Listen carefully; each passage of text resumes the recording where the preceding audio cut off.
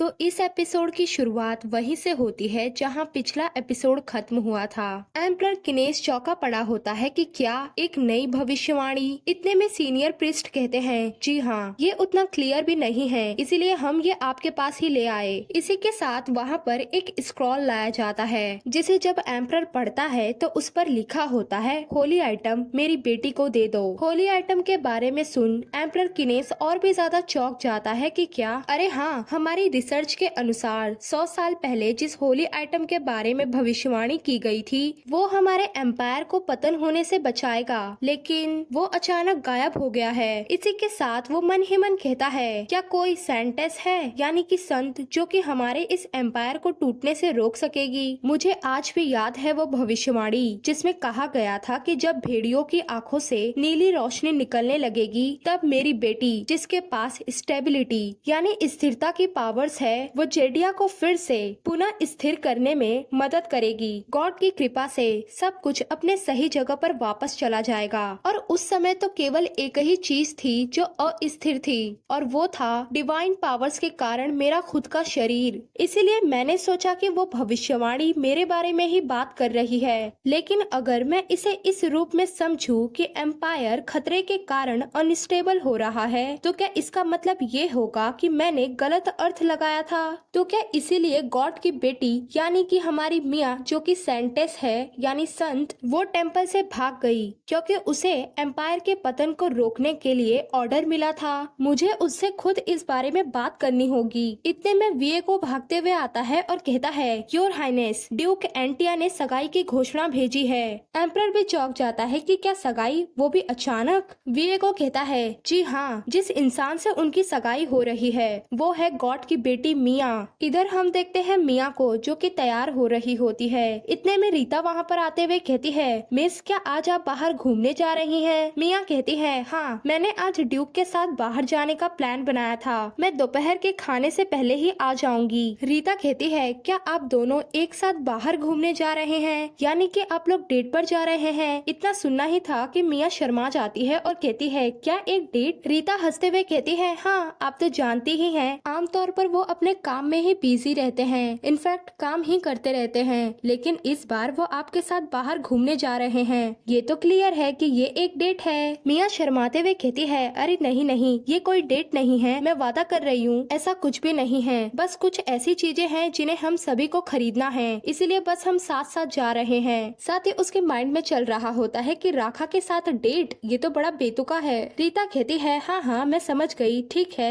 तुम मुझ पर विश्वास करो और अच्छा समय बिताओ। मिया मन ही मन कहती है, ऐसा लग रहा है जैसे इसे मुझ पर बिल्कुल भी विश्वास नहीं है। एक डेट? क्या उसे अकेले बाहर जाते हुए अकेलापन महसूस हो रहा था? शायद इसीलिए उसने मुझसे पूछा। तभी कमरे में आयशा आते हुए कहती है, मीरा, आज फिर से तुमने अपना नाश्ता छोड़ दिया। मिया कहती है, ओ आयशा, दरअसल असल में उसके माइंड में होता है कि अरे हाँ, मैं तो भूल ही गई थी कि आयशा मुझे ढूंढते हुए आ सकती है। इतने में दरवाजे पर दस्तक देते हुए डेल्किन कहता है, भाभी, क्या मैं आ सकता हूँ? मिया कहती है, हाँ बिल्कुल, दरवाजा खुला होने के बावजूद भी तुमने दस्तक दी डेल्किन, तुम तो बहुत शानदार हो। डेल्किन कहता है, सबको पता है कि कमरे में आने से पहले नॉक करना चाहिए। इतने में आयशा मुंह फुलाकर दूर हो जाती है। बेचारी मिया तो परेशान हो जाती है कि ओ आयशा। उसके माइंड में होता है, वैसे तुम्हें इस तरह से धड़ल्ले से दरवाजा नहीं खोलना चाहिए था, आखिर तुम इतनी जेलस कैसे हो सकती हो? लेकिन आयशा दरवाजे पर जाकर नॉक करते हुए कहती है, क्या मैं अंदर आ सकती हूँ मीरा? अब आयशा की ये क्यूट सी हरकत देख मिया तो खुश हो जाती है। उसके बाद तो वो आयशा की तारीफ करने लगती है कि वाह आयशा, तुम तो कमाल की हो। आयशा भी खुश हो जाती है कि हाँ, मैं तो भूल ही गई थी कि दरवाजा थोड़ा सा खुला था और मैंने कुछ ज्यादा ही जोर लगा दिया। मिया कहती है, तो क्या अब से तुम दरवाजा खोलने से पहले खटखटाओगी? आयशा कहती है, हाँ बिल्कुल, अब तुम मुझे वो गुड जॉब स्टैम्प दे दो जो तुमने मुझे कल देने के लिए कहा था और नहीं दिया।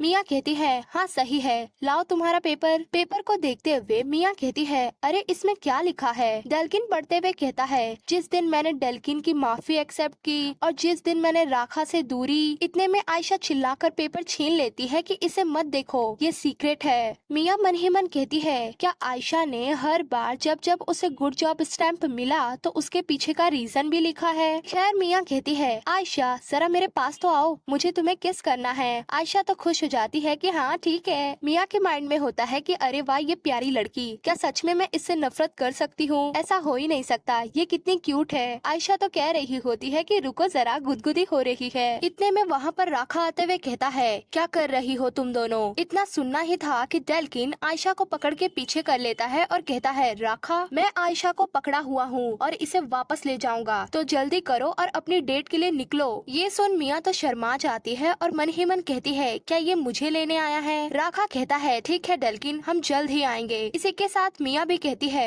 बच्चों चिंता मत करना, हम जल्द ही घर वापस आएंगे। वो लोग तो निकल जाते हैं लेकिन पीछे रह गई आयशा जोर का चिल्लाती है कि क्या एक डेट? अब तो वो लोग जा चुके हैं। इसीलिए डेल्किन आयशा को छोड़ आराम से बैठकर बुक पढ़ने लगता है और आयशा चिल्ला रही होती है कि डेल्किन तुम ऐसा कैसे कर सकते हो? क्या होगा अगर मीरा को राखा अपने लिए ले ले और वो हमारे साथ टाइम ना बिताए? डेल्किन बुदबुदाते हुए कहता है किसी को अपने साथ बनाए रखने के लिए प्यार सबसे अच्छा साधन है। शादी एक वादा है कि आप सभी के आशीर्वाद के तहत हमेशा अपने साथी के साथ ही रहेंगे। ये उदाहरण लव एंड वॉर नामक इस बुक से लिया गया है। क्या तुम इसका मतलब समझी? ध्यान से सुनो आयशा, मीरा को हमारे सिटर के रूप में काम पर रखा गया है, इसीलिए जब हम बड़े हो जाएंगे तो वो हमें छोड़कर चली जाएगी। ये सुन आयशा कहती है क्या? डेल्किन कंटिन्यू करता है कि ऐसे कई तरीके हैं जिनसे हम उसे रोक सकते हैं। एग्जाम्पल के लिए हम ढेर सारे गुड जॉब स्टैम्प इकट्ठा कर लें और उसे हमारी इच्छा पूरा करने के लिए कह सकते हैं। लेकिन समस्या ये है कि जब मीरा इस तरह से यहाँ रुक जाएगी तो यहाँ का हर कोई उसे परेशान करेगा और अनकंफर्टेबल फील कराएगा। आयशा कहती है इसमें समस्या क्या है? हमें बस उन सभी को मार डालना है जो हमारी मीरा को परेशान करते हैं। डेल्किन तो अपना सर ही पकड़ लेता है कि तुम इतनी स्टूपिड कैसे हो? आयशा कहती है क्या ये सबसे अच्छा और तेज तरीका नहीं है? डेल्किन बुक को उठाते हुए कहता है लेकिन ये मीरा को पसंद नहीं आएगा। वैसे भी सबसे अच्छा समाधान यही है कि हम इस बुक में जो लिखा है उसे ही फॉलो करें, वैसा ही करें। आयशा कहती है क्या इस बुक में ऐसा भी क्या है? डेल्किन सीरियस होते हुए कहता है शादी। आयशा चिल्लाते हुए कहती है नहीं, तब मैं राखा को उसे मुझसे दूर ले जाने नहीं दूंगी। डेल्किन फुसफुसाते हुए कहता है इसके बारे में जरा सोचो, वो उसे हमसे दूर नहीं ले जाएगा। अगर राखा उनसे शादी कर ले तो वो हमेशा हमारे साथ रह सकेंगी। तो आओ हम कामदेव बनते हैं ताकि वे एक दूसरे के प्यार में पड़ जाएं। इसी दौरान मिया और राखा ये दोनों खड़े होते हैं एक जर्जर से शॉप के सामने और मिया चौंकते हुए कहती है क्या तुम्हें यकीन है कि हीलिंग पोशन यहीं पर मिलता है? इसी के साथ मिया याद करती है कि रास्ते में आते वक्त राखा ने उससे पूछा था कि क्या तुम्हें कुत्ते पसंद है? हम जहाँ जा रहे हैं उनके पास एक कुत्ता भी है। तब मिया ने खुशी से कह दिया था कि हाँ क्या वाकई मुझे पसंद है, लेकिन अब उसे रोना आ रहा होता है। वहीं पर राखा कहता है हाँ ये वही शॉप है। मिया उस जगह पे ध्यान से देख रही होती है कि उसे कुछ लिखा हुआ दिखता है। वहाँ पर लिखा होता है कि कुत्तों से सावधान रहें। ये पढ़ मिया सोचती है ये तो चेतावनी है। उसके बाद तो मिया आगे बढ़ते हुए कहती है क्या हमें बस दरवाजा खोलकर अंदर जाना है? राखा कहता है अच्छा तो यही होगा, लेकिन वो ऐसे इंसान नहीं है जो इतनी आसानी से दरवाजा खोल दे। मिया कहती है ओ मैं समझी। इसी के साथ उसके माइंड में होता है कि क्या इस दरवाजे को खोलने के लिए किसी सीक्रेट विधि का यूज किया जाता है? ये इस दुकान की सुरक्षा के लिए हो सकता है क्योंकि ये पहले से ही एक जर्जर जगह पर है।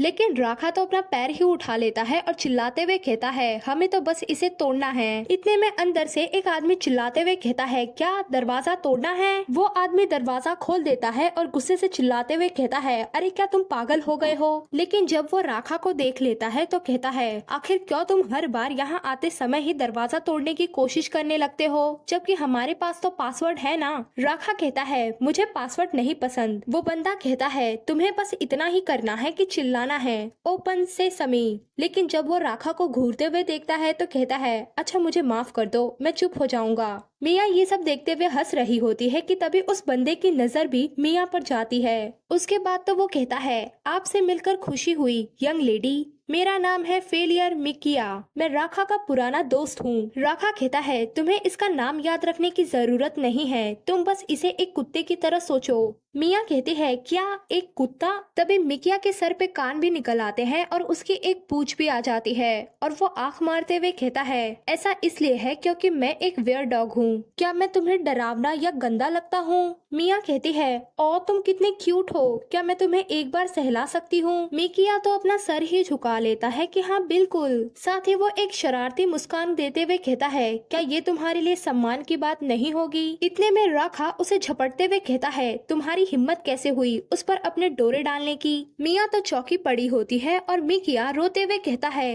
ये सही नहीं है, ये तो वही थी जिसने कहा कि मैं प्यारा हूँ और इसने मुझे दुलारने के लिए भी कहा। मिया भी उसकी साइड लेते हुए कहती है, ये सही है, मैंने ही पहले उससे पूछा था। राखा कहता है, क्या तुम्हें कुत्ते इतने पसंद है? मिया कहती है, हाँ। उसके बाद तो राखा को बहुत ज्यादा गुस्सा ही आने लगता है मिकिया पर। साथ ही वो मिकिया को जबरदस्ती अंदर ले जाते हुए कहता है, तुम बस एक सेकंड के लिए मेरे साथ अंदर आओ। और वो बेचारा बोल रहा होता है कि प्लीज मुझे बचा लो। वो लोग तो अंदर जा चुके होते हैं और थोड़ी ही देर में मिया भी अंदर आते हुए कहती है, हेलो। मिया आसपास की चीजों को देखते हुए कहती है, ये सब क्या है? इतने में उसे एक स्कल दिखता है। मिया मन ही मन कहती है, ये तो डरावना लग रहा है, क्या ये असली है? मिया उसे टच करने ही वाली होती है कि कोई कहता है, उसे छूना मत। मिया घबराकर हाथ पीछे कर लेती है और देखती है मिकिया को। मिकिया बताता है कि उसे छूने पर वो जहर उगलता है। मिया मन ही मन कहती है, मिकिया यहाँ पर क्या कर रहा है? वो तो राखा के साथ अंदर वाले रूम में गया था ना। उसके बाद तो वो पूछती है कि ड्यूक कहाँ पर है।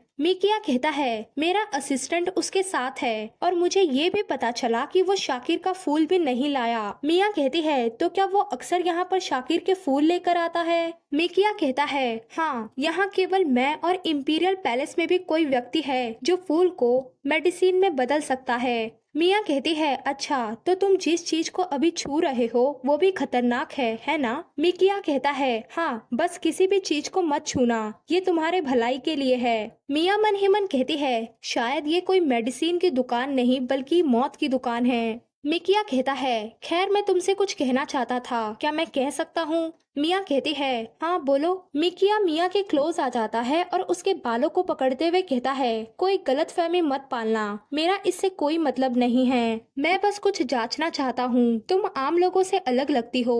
मिया कहती है, आखिर मैं तुम्हें किस तरह से अलग लगती हूँ? मिकिया कहता है, तुम में से शाकिर के फूल की बहुत तेज खुशबू आ रही है, तो क्या प्लीज तुम मुझे अपना एक बाल तोड़कर दे सकती हो? मिया भी चौंक जाती है कि तुम इसके साथ क्या करने का प्लान बना रहे हो। मिकिया कहता है, मैं कसम खाता हूँ कि मैं तुम्हें इससे कोई नुकसान नहीं पहुँचाऊंगा, मानो या ना मानो, लेकिन मैं मेडिसिन बनाने में सर्वश्रेष्ठ हूँ। मिया कहती है, अगर तुम इतने ही अच्छे हो तो फिर यहाँ पर छुपकर क्यों रह रहे हो? मिकिया कहता है, अगर तुम सर्वश्रेष्ठ मेडिसिन बनाना चाहती हो, I mean पोशन मेकर बनना चाहती हो, तो तुम्हें बहुत सारी गलतियाँ करनी पड़ती है। वैसे भी मुझे तो बस एक ही बाल चाहिए। मिया को तो उस पर डाउट हो रहा होता है और वो मन ही मन सोचती है, गलतियाँ करनी पड़ती है, क्या इसने कोई क्राइम किया है या फिर कुछ और? ये काफी सस्पिशियस है, लेकिन फिर भी मिया कहती है, ठीक है, मैं तुम्हें एक बाल दे दूंगी। असल में उसके माइंड में होता है कि मुझे इस पर डाउट है, लेकिन ऐसा नहीं लग रहा कि ये झूठ बोल रहा होगा। उसके बाद तो मिया अपना एक बाल तोड़कर दे देती है। मिकिया उस बाल को एक छोटी सी शीशी में रखते हुए कहता है, मैं वादा करता हूँ कि मैं इसका यूज अच्छे के लिए ही करूँगा। तभी वहाँ पर राखा आते हुए कहता है, तुम इससे क्या हड़पने की कोशिश कर रहे हो? इसी के साथ वो शीशी ले लेता है और कहता है, क्या तुम इसे श्राप देने की कोशिश कर रहे हो? मिकिया कहता है, मैं बस रिसर्च करना चाहता हूँ और अगर मेरा काम हो गया तो मैं शाकिर के फूलों की कमी को पूरा कर सकता हूँ। राखा बुदबुदाते हुए कहता है, क्या सच में? ये सुन मिया भी चौंके हुए मन ही मन कहती है, तब तो राखा को मेरी शक्तियों पर निर्भर नहीं रहना पड़ेगा।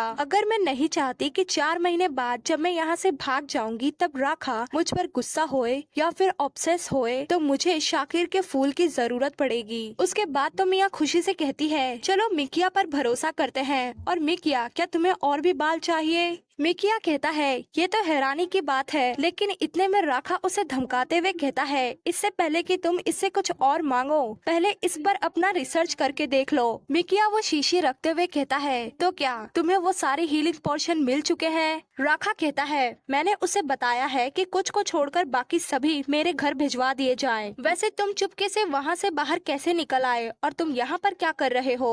मिकिया कहता है ओ ये पहली बार है कि जब तुम किसी लड़की को यहाँ लेकर आए हो, इसलिए मैं थोड़ा एक्साइटेड था और इनसे बात करने के लिए यहाँ चला आया। राखा मिया के आगे आते हुए कहता है ये तुम जैसों से बात करने के लिए यहाँ नहीं आई है। मिकिया कहता है अरे बाप रे, तुम तो उसे मुझसे मिलवा भी नहीं रहे, तुम कितने मतलबी हो। क्या ये तुम्हारी पत्नी है जिसे तुम मुझसे छुपाने की कोशिश कर रहे हो? ये सुन मिया तो शर्मा ही जाती है और राखा कहता है हाँ तुम सही हो। मिया कहती है अरे बहुत बढ़िया मजाक था ये। राखा कंटिन्यू करते हुए कहता है हम जल्द ही शादी करने जा रहे हैं, इसीलिए उससे कुछ सम्मान दिखाओ। मिकिया तो शॉक हो जाता है कि क्या सच में, और उससे ज्यादा तो मिया चौकी पड़ी होती है कि क्या।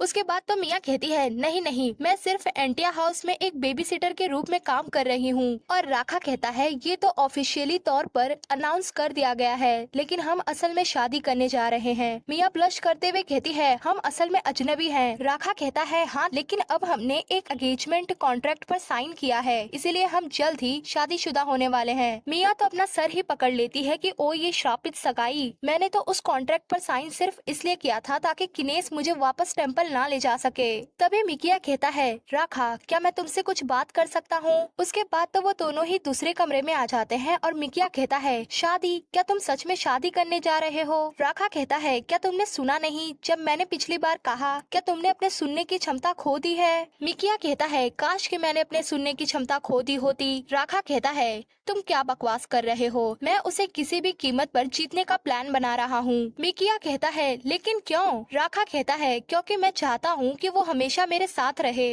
मिकिया कहता है तो तुम सचमुच उससे प्यार नहीं करते है ना? राखा हंसते हुए कहता है क्या मजाक कर रहे हो तुम? मिकिया कहता है मुझे ये सुनकर खुशी हुई, लेकिन सावधान रहना, अगर तुम भी ऐसे इमोशन को फील करते हो तो ये शाकिर के फूल के कारण होने वाला साइड इफेक्ट होगा। इसी के साथ राखा याद करता है कि जब उसे मिया ने कहा था कि तुम मेरी शक्तियों के कारण भ्रमित हो। राखा कंटिन्यू करते हुए मन ही मन कहता है हाल ही तक मैं भी ऐसा ही सोचता था, लेकिन अब मैं इस तरह का नहीं सोचता। जब मैंने मिया को गले लगाया और उसे जब उठाया तो उससे मेरे मन में कोई इच्छा जागृत नहीं हुई, न ही मेरा मन विचलित हुआ। शायद मुझे इसकी आदत हो गई है क्योंकि मैंने उसे अधिक छूना शुरू कर दिया है। इसी के साथ राखा कहता है तुम्हें इसकी चिंता करने की जरूरत नहीं है। मिकिया अगर तुम यही सब बकवास करने के लिए मुझे यहाँ ले आए थे तो क्या अब मैं जा सकता हूँ? मिकिया कहता है तुम्हारा मतलब क्या है? मैं तो बस तुम्हें अपने दिल की गहराइयों से सलाह दे रहा हूँ। ईमानदारी से कहूँ तो तुम्हारे लिए किसी से प्यार करना मायने नहीं रखता। तुम्हें क्या लगता है लोग ऐसा क्यों कहते हैं कि ड्यूक एक बांझ है? बोलने के बाद उसे रियलाइज होता है कि ओ नहीं, मैंने ये क्या बोल दिया। राखा भी गुस्से से उसके कंधे पे हाथ रखते हुए कहता है क्या तुमने इसे खुद अपनी आंखों से देखा है? मिकिया कहता है नहीं नहीं, और मैं देखना भी नहीं चाहता। उसके बाद तो राखा वहाँ से जाते हुए कहता है तो बेहतर ये होगा कि तुम अपनी भलाई देखो,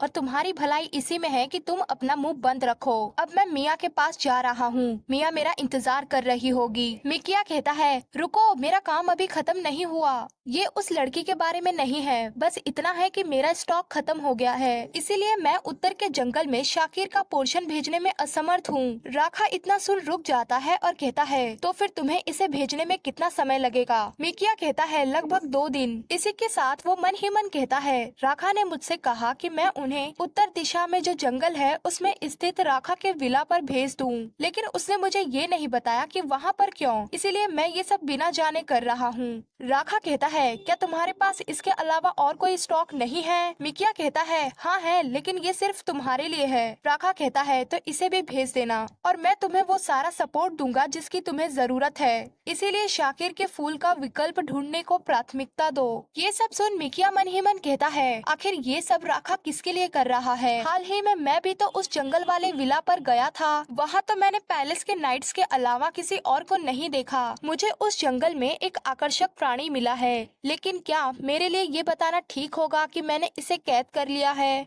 नहीं नहीं, अगर राखा को ये पता चला कि मैंने उस जंगल का सीक्रेट रूप से जांच किया है तो वो मेरा सर काट देगा, और अगर इसे ये पता चल गया कि मैंने वहाँ से कोई जानवर यानी कि प्राणी पकड़ रखा है तब तो और मुसीबत हो जाएगी। इधर हमारी मियाँ सोच रही होती है कि आखिर ये लोग कहाँ गए और कब आएंगे। अगर मैंने गलती से यहाँ किसी भी चीज को छू लिया तो मैं तो मर ही जाऊंगी। इतने में वहाँ पर जल रही सारी मोमबत्तियाँ भी बुझ जाती हैं, जिससे हमारी मियाँ और भी ज्यादा कांपने लगती है और कहती है, हाँ ये मोमबत्तियाँ कैसे बुझ गई? मिकिया, योर हाइनेस, आप लोग कहाँ पर हैं? तभी मियाँ को कुछ फील होता है और वो अपने हाथ को देखते हुए कहती है, ये रिंग ये तो बस झंझना रही है। मुझे कल भी कुछ ऐसा ही फील हुआ था। क्या इस होली आइटम के साथ कुछ गलत है? तभी कोई चिल्लाते हुए कहता है, सावधान। मियाँ पीछे देखती ही है कि इतने में एक लड़की मटका पकड़कर नीचे गिर जाती है। मियाँ उसे देख पूछती है कि क्या तुम ठीक हो? वो लड़की उठते ही तुरंत आसपास ढक्कन ढूंढने लगती है। असल में उस मटके के अंदर कुछ ब्लैक सा लिक्विड होता है जो कि हिल रहा होता है। मिया के माइंड में आता है कि क्या ये खतरनाक है। इसी के साथ वो एक बुक ऑफर करते हुए कहती है, तुम इसका यूज कर सकती हो। वो लड़की उस बुक से मटके को ढक देती है और कहती है, थैंक यू। ये बाहर आने के बेहद करीब था। आमतौर पर तो ये हमेशा शांत ही रहता है, लेकिन अचानक ये पागल हो गया और तुम पर गिरने वाला था। मिया कहती है, ये क्या है? वो लड़की कहती है, ये उत्तर से, अरे नहीं, यहाँ पर कोई आ रहा है, तो प्लीज किसी को ये मत बताना कि मैं एक क्षण के लिए अपना कंट्रोल खो ही दी थी। इसी के साथ वो जैसे आई थी वैसे ही गायब हो जाती है। असल में ये लड़की मिकिया की असिस्टेंट है। तो इसी सीन के साथ हमारा आज का ये एपिसोड यहीं पर कंप्लीट होता है। आप लोगों को ये एपिसोड कैसा लगा वो कमेंट में बताइए, लाइक कीजिए, शेयर कीजिए और प्लीज सब्सक्राइब कर लीजिए।